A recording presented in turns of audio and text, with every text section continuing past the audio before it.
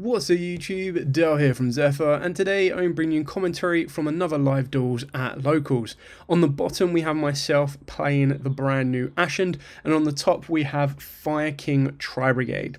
So we're going to start off in the draw phase activating Awakening of Vidos, which will allow us to give our opponent a field spell and then search ourselves out Vidos. This is like your ideal one card combo for the entire deck, getting it going and moving as it needs to be. Now keep in mind the player on the top is brand new to Fire King Tri-Brigade. They've only just come back into the game, so please apologise for any kind of misplays in that sense. I know a lot of you will be like, oh, that was very simple. But again, new to the deck, it's all a learning curve, which is why I record these duels at locals. Same for myself on the bottom playing Ashened, obviously a brand new deck. So I'm just trying to get my head around physically playing the cards and getting used to them. Anyway, we've activated Awakening of Vidos. We've given our opponent the Ashened City, as well as then being able to activate the Vidos in the hand to destroy the Ashened City, and that will then allow me to special summon an Ashened monster directly from the deck. Now, obviously, you get more benefits depending on what your opponent controls, and this was kind of one of the first learning curves. So this was the first time physically playing the deck in real life, which is really, really nice. I enjoyed the deck, but I also learned a lot from the deck as well. So on this one, we went directly for Priestess, and the reason we went for Priestess is I had already opened up King. So King is obviously the one you want to go to the most, but what I kind of get to do here is, because I've opened up King, is I can activate, summon out Priestess effect to search me out the Ashened City, activate the Ashened City, special summon down King, and then King can then allow me to special summon directly from the deck because my opponent controls a monster with 2800 or more attack, which of course I've given them in the form of Vidos. You kind of want to keep Vidos on their board or an ability to get there. And one of the first big misplays that I did on this one was I forgot to search the trap when I summoned Vidos. I said after this, I said, the issue I kind of gave is as soon as I gave you a card, like my mind just slipped and went, okay, cool, that's their card, I don't need to worry about it anymore, forgetting that I need to still resolve the Vidos. So obviously that was misplay number one. And then I was able to summon out the Ashened Warrior, which gives me the ability for a quick effect to destroy the Vidos, to then destroy all monsters on the field. I've also opened up Bonfire. The reason I didn't start with Bonfire and I went with Vidos is because I wanted to do Vidos during the draw phase, so that if I did get hit with, like I couldn't get hit with a Draw and Lockbird during the draw phase, and the idea was that I would work my way into it. Hence the first search effect of my entire turn was Priestess to get me the field spell, because I'd rather have the field spell than Bonfire get me another Priestess. I normal summon down the Priestess in order to make the Banshee, detaching a material for this to search me out any Pyro monster. So that's why Banshee is so important in this deck, and that's why when I'm adapting the deck and updating it, I'm highly considering playing the Spirits, so Sakitama and Aritama, just because being able to get to Banshee and then being able to search out Vidos is incredibly important, and in doing so I'll definitely be cutting the Vidos down to 2. During the end phase, I then get to use the Ashened City effect to put an Ashened City in the graveyard back to the bottom of the deck, and then I draw one card. And again, the benefits behind all of this is at this exact moment in time, the reason you'd want the trap card is you could destroy the Vidos. But in this sense, I've kind of obviously been nicely benefited by not being able to have to worry about a Fenrir or anything else. Keep in mind, at this exact moment in time, I don't know what my opponent is playing. Like previously, they'd been playing Branded. So as soon as they activate Sanctuary, I now know they're on Fire Kings, which is kind of a good one because obviously Vidos can destroy the island, but then Sanctuary can protect it. So there's a lot you need to kind of keep in mind. And when you destroy Vidos, you also need to be careful on what you're destroying on their board, because that can then trigger a chain of events that you might not want to happen. Obviously, when they activate the Tenki, I'm now aware that they are playing the Tri-Brigade version, or more times than not. Like, you can probably assume that if Tenki is being played, then that's going to be followed up by the engine for Tri-Brigade. Now, I believe currently in my hand is Priestess and then a couple of hand traps. I think I annoyingly drew Imperm in the end phase. So, activating Fire King Island. So, he activated Tenki, searched out Barong, destroyed Barong with Fire King Island, searched out Garunix, summoned Garunix. Garunix's effect to destroy Kit in the deck. So, it's a very interesting route of play. I mean, you could have done Tenki to search out Kit, maybe, and done it the exact same way, but it doesn't really matter. Destroy Kit, send Nerval, Nerval's effect to search out, which I'm assuming will be Fractal or Karaz. and that's ultimately going to lead them to just a Tri-Brigade board presence. So now at this moment in time, they've played quite well because they've avoided using their normal summon because they know Vidos can then clear the board off. So you're really kind of putting it in a position where you need to get rid of Warrior in order to not worry about what could possibly happen. So it looks like he opened up a second Nerval, summoning down the Karaz. Apologies for the glare on this one, guys. Again, I'm just trying different seats and different places in the venue every single time I go there to try and get better views. I will hopefully in post be able to put the cards on top of this so it's a lot clearer for you all. So we've got Karaz. Now the question is Karaz going to use his effect? Obviously you'd probably, more times than not, you probably want to wait for it to use his effect in order to do it because it banishes his cost and then negate it. But I'm now using Warrior in order to destroy the Vidos to then kind of clear the entire board off, because then yes, okay, there's still the normal summon, but I had to kind of take that risk because if they used Karaz's effect, banished from the graveyard, and was able to successfully summon a Link monster, that Link monster could be a Bearbrum, it could be a Ferrogy, which would then give them another net draw. So I had to take the risk that they didn't have the normal summon in their hand to kind of, yeah, to risk it and go from there. Obviously, I wanted to hold on to a Priestess as well in order to crack back for the next turn. And then trying to build on from there. Ooh, but it looks like they had talents, so the draw's still going to happen. I mean, that's unavoidable, really. There's no point where you're just going to leave the Vidos on the board. The only benefit, like I said, is if I had that trap card, I would activate the trap card and I'd be able to gain that resource back from the graveyard. So that's the one massive misplay from myself, which really does kind of, or will cost me in this kind of play, just to kind of have that resource. Because now when you look at it, I've got 2 Priestesses in the graveyard. It looks like I've got DD Crow in my hand as well. So obviously the talents ended up getting them into a card. It looks like Ponix hit grave. It's Kirin, sorry. So it's Kirin, destroyed Ponix, summon Kirin down. Kirin attacks, does me 21 damage. We've got the Ponix looping back, and then we've also got the Barong as well. So I mean, I don't mind them having the Ponix back if I'm going to push it on more aggressive during my turn. So it's draw phase, and now it's thinking in the draw phase, do I want to use the DD Crow? Like, let them have the Ponix, that's absolutely fine. If the Barong activates, they'll still get the resolution, so I'm going to DD Crow the Barong during the draw phase before they get that. Because, like I said, if they get the Ponix back, I'm less worried about that in comparison to them having the Kirin search, because then as long as if they've got fire in the hand, I know Kirin can always cause me an issue.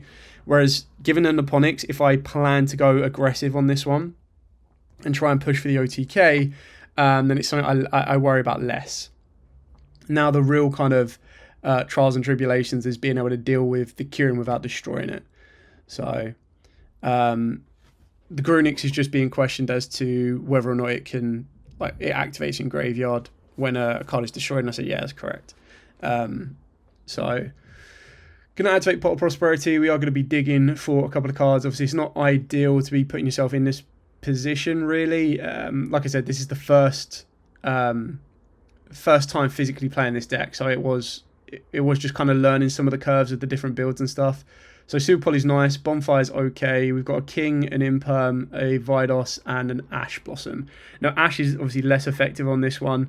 At this exact moment in time. Vidos is okay because Vidos can actually help me trigger by destroying my own Ashen City, and then I can just pretty much go ham. So I technically still have my entire combo.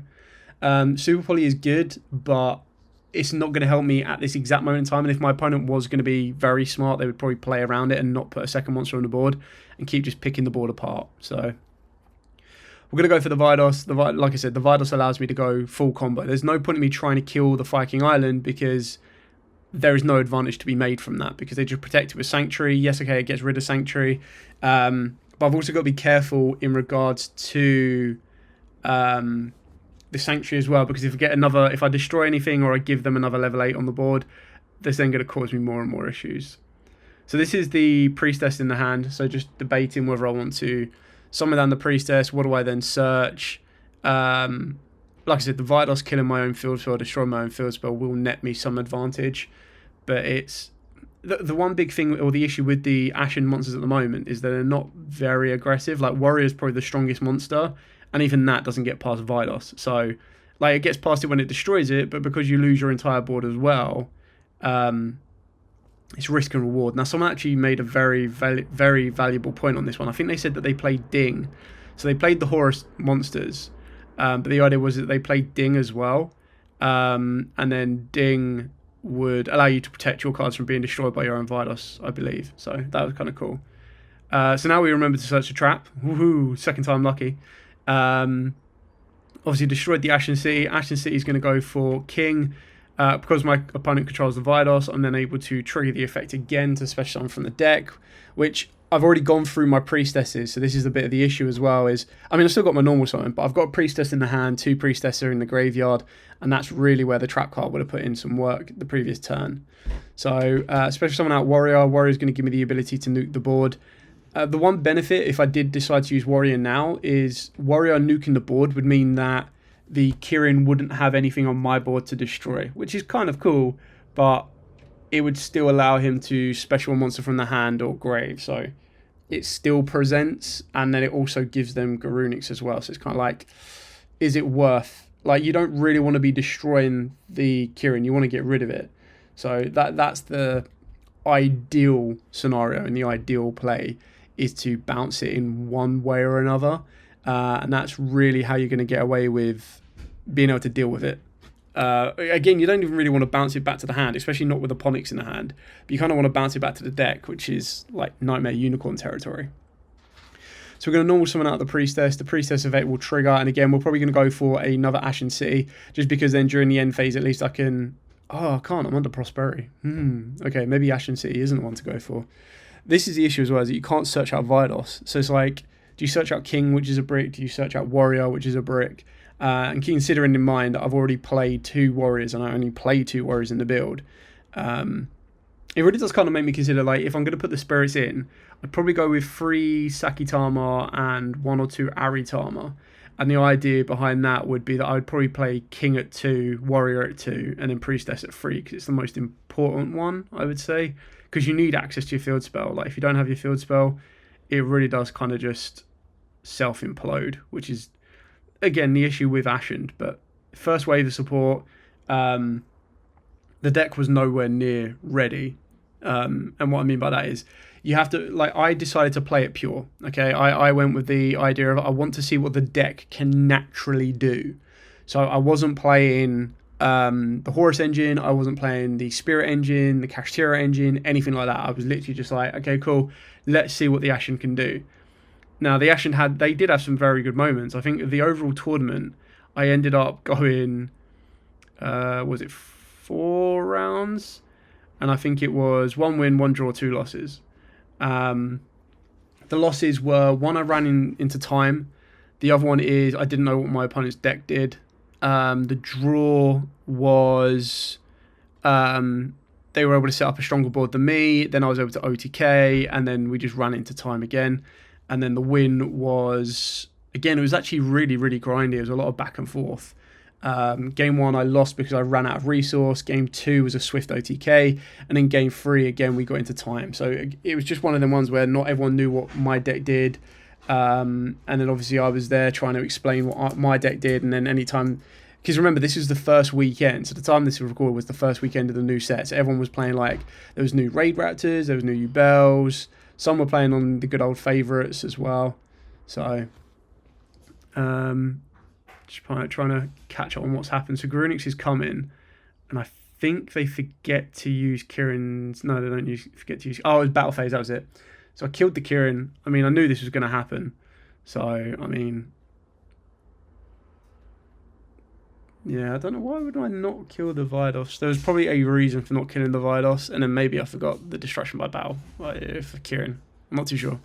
But yeah, the idea is that you need to kind of get rid of Kirin. They ended up getting rid of Warrior, which was the right way to do it, because Warrior is just the more annoying thing. I probably should have just gone, like, SP Little Knight, really, and just banished the Kirin on summon. But then the issue is, again, if I leave the Vidos on the board, I'm still in a position where they can just run over the SP Little Knight. And that's what a lot of people are doing now, is they're just going, okay, whatever, I'll go Battle Phase, kill the SP Little Knight, and not activate anything, and then Main Phase 2 just go ham. So the trap card's going to be quite helpful on this one. So yeah, it's been quite a long turn, so I do apologise for what I'm assuming. I can't remember this exact next play, but I believe I put the Ashened Sea to the bottom of the deck and draw a card. I'm hoping I don't. I'm hoping I remember, but knowing me, I've probably forgotten. Yeah, okay, cool. So this draw should not have happened because of prosperity at the start of the turn. But like I said, it was a long turn, so I definitely forgot that. So apologies on behalf of that one. It happens. Like I said, sometimes you forget the first thing you activate. It's not uncommon. There's still a Vidos on the board, but there isn't a warrior on my board. I can still steal the Vidos back by taking control of it with a trap card. The one thing with the Vidos is it will only nuke the board if it leaves your opponent's field. If it comes to your board and leaves the board, nothing happens. No bueno. So, oh, actually, I think the draw actually changes a lot of things. So I think one set is Super Poly and one set is the trap card. So everything that happens is illegal because of I think I topped the draw was the one top deck, or did I have two cards? I mean, the only difference would be is that I wouldn't activate the city and I'd keep the city in the hand as the discard. So that's where I would have changed it. Like I said, with hindsight, that's what you're kind of looking at. So it's definitely Super Poly, because you can tell by the way that I'm looking at the extra deck. So there is a Karaz on the board. Karaz is obviously going to be able to banish... not Karaz, sorry. Fractal is obviously going to be able to banish X amount. The X amount is then going to lead to a link monster. If I Super Poly now, obviously I've got the Karaz, because I believe it's Karaz is a Beast Warrior Fire, and then Garunix is a Wing Beast Fire, if I remember that correctly off the top of my head. Let me just double check that. So let's have a look. The Garunix is...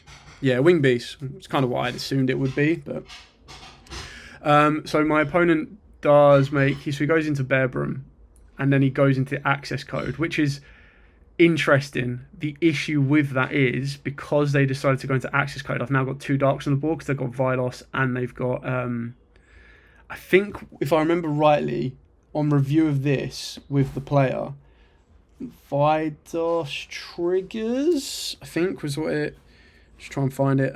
If this card is sent from your opponent's field to the graveyard. So basically, if they used Vidos as the link material, it would have destroyed the board.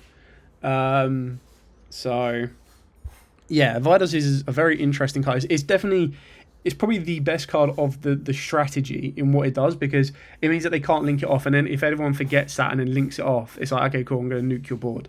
So on resolution of Access Code getting the materials... gaining its attack, we're going to activate the trap card. The trap card will then add the monster back. Oh, okay, actually, technically, everything from this point on is not 100% illegal, because the trap card can still get me that discard back. But the draw in general was illegal. So, eek. Take control of the Vidos, which is interesting, but then activate the Super Poly anyway. And the reason you would do this, or the reason I took the Vidos and then activate Super Poly, is if I was to Super Poly the Vidos away, the whole board doesn't go. But either way, so we go into Mud Dragon. Unfortunately, it was the only one we could go into, because Garura needed same type, same attribute, different names.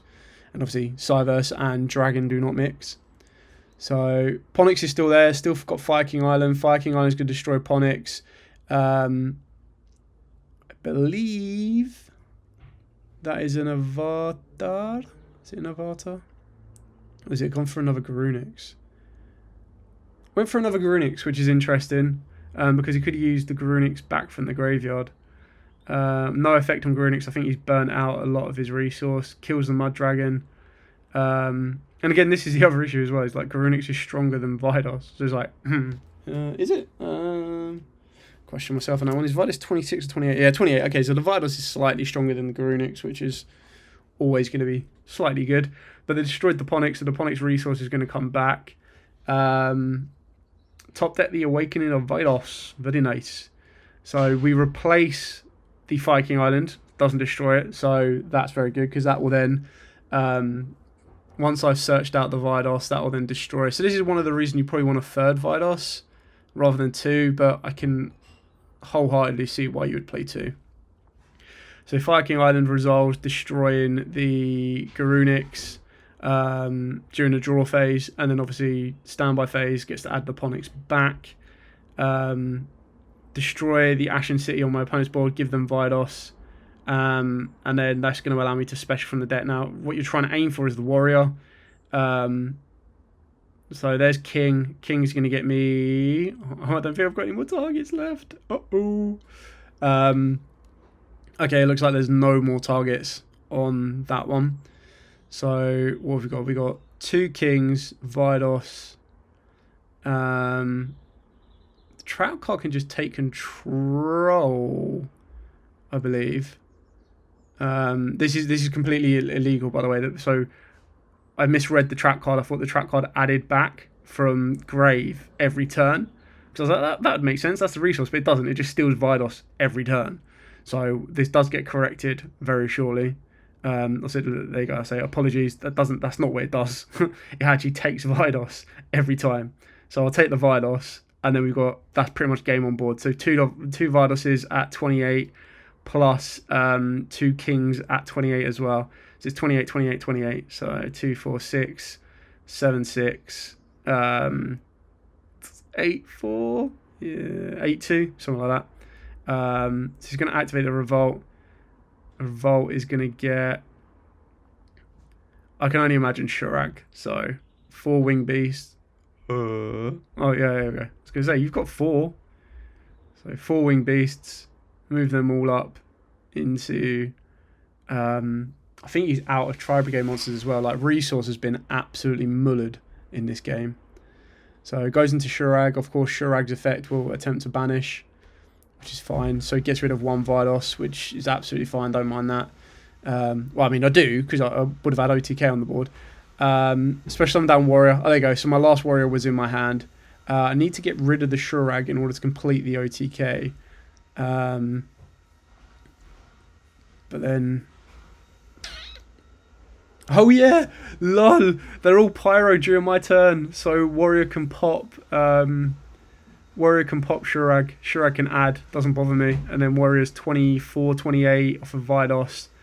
And then 28. So 4, 5, 6.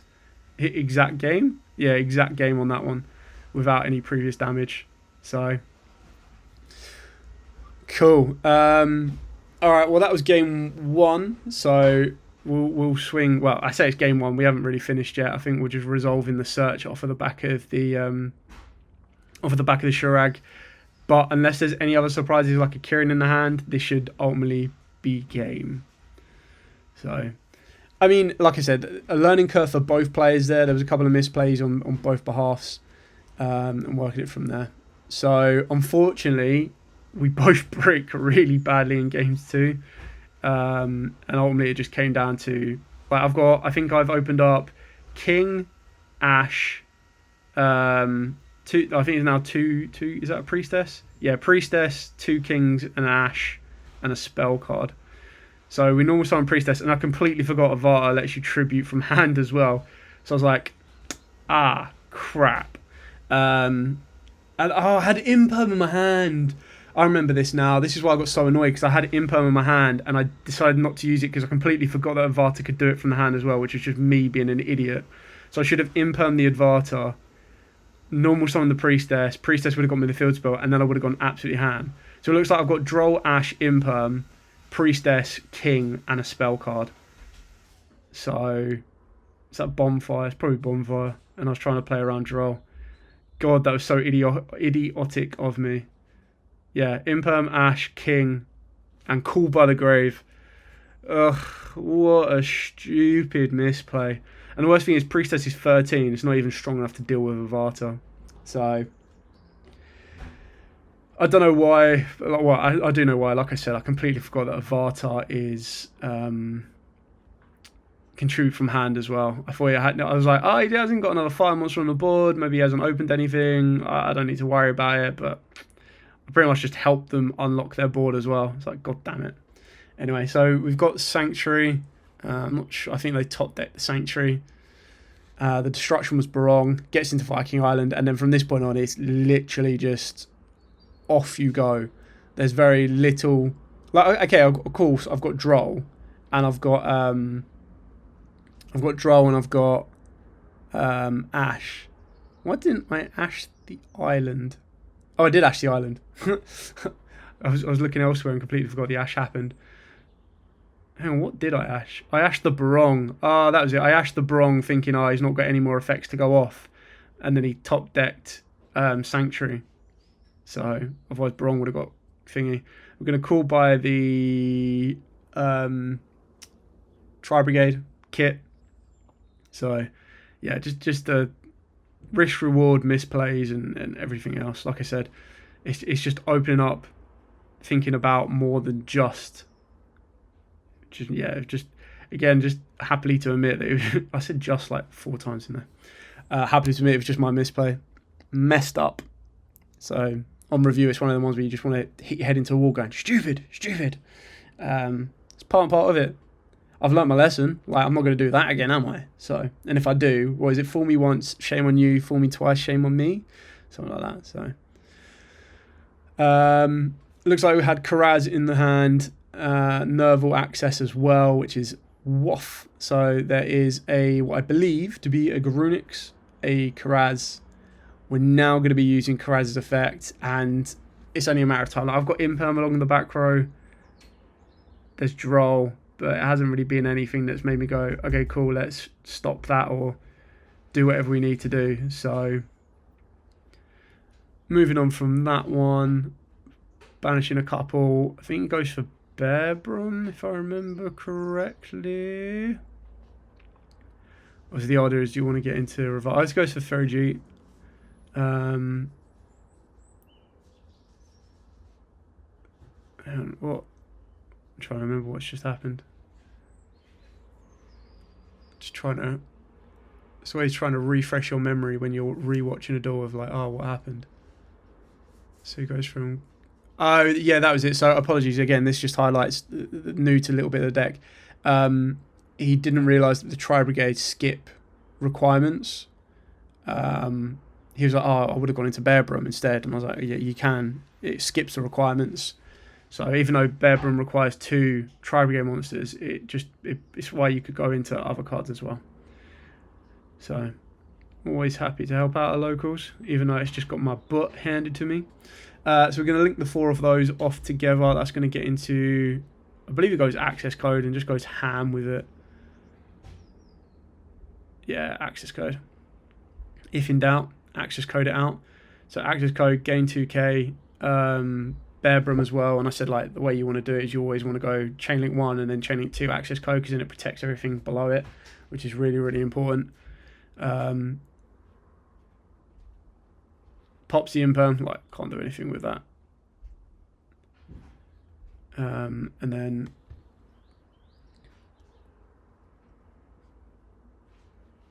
oh, sorry, on resolution, activate Imperm so that access code doesn't get the 2k buff.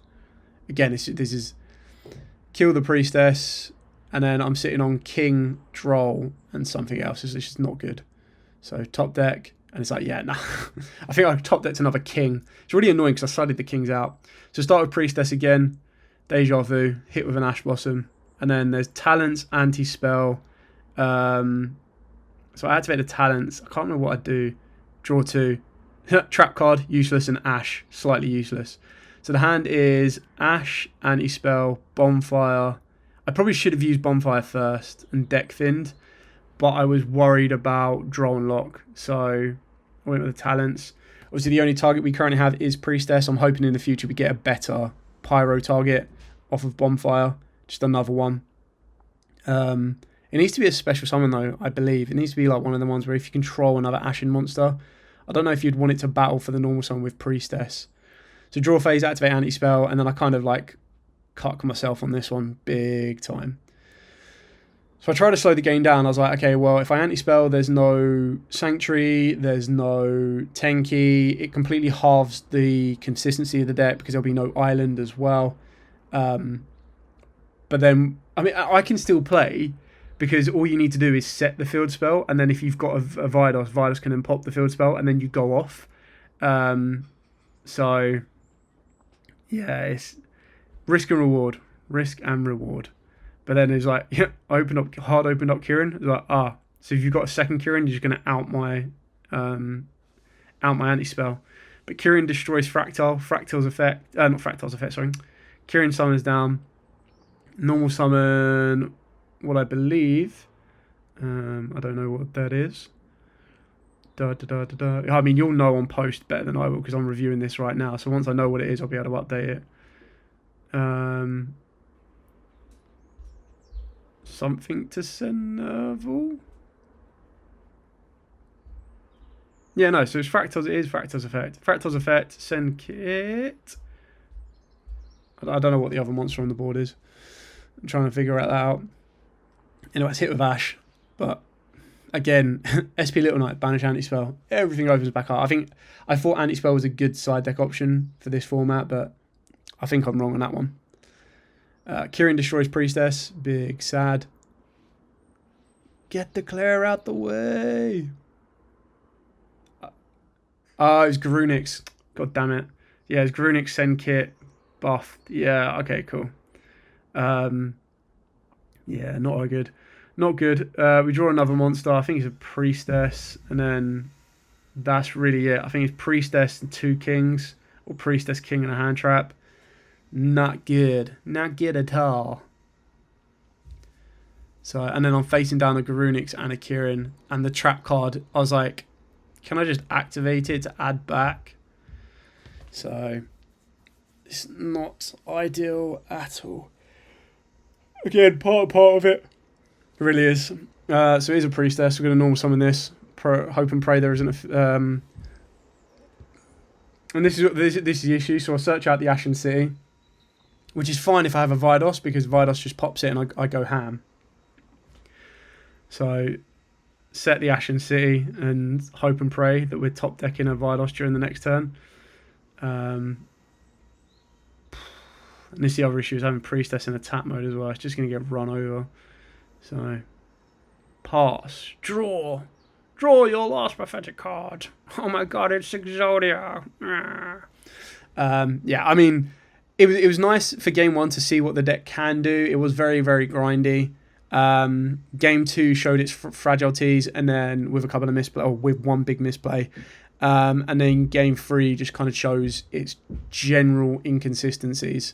And just a bit of unluck, but it is what it is. So Bronx summons down, and then, yeah, this is pretty much game. I was like, yeah, Imperm, trap card, and King in the hand. Like, King is so annoying. I was like, it's such a good card. It's like something that when I'm redoing this, it's 100% going to 2. Because I kept finding it, like, even in my Ravract game, I cut it down to 2. And I was like, I'll side this out, put it to 2. And I drew 2 kings. I was like, what is going on? Yeah, I do like the deck. I can't wait for wave 2. I think for now I definitely can't play it pure. It's going to need a lot of updating from that sense. But anyway, I hope this kind of gives you a bit of an introduction into the deck. Like I said, both players are new to their deck, so it's all a bit of a learning curve. Any questions, by all means, please put in the comments down below. I will be more than happy to answer them. But for now, as absolutely always, stay safe, and of course, happy dueling.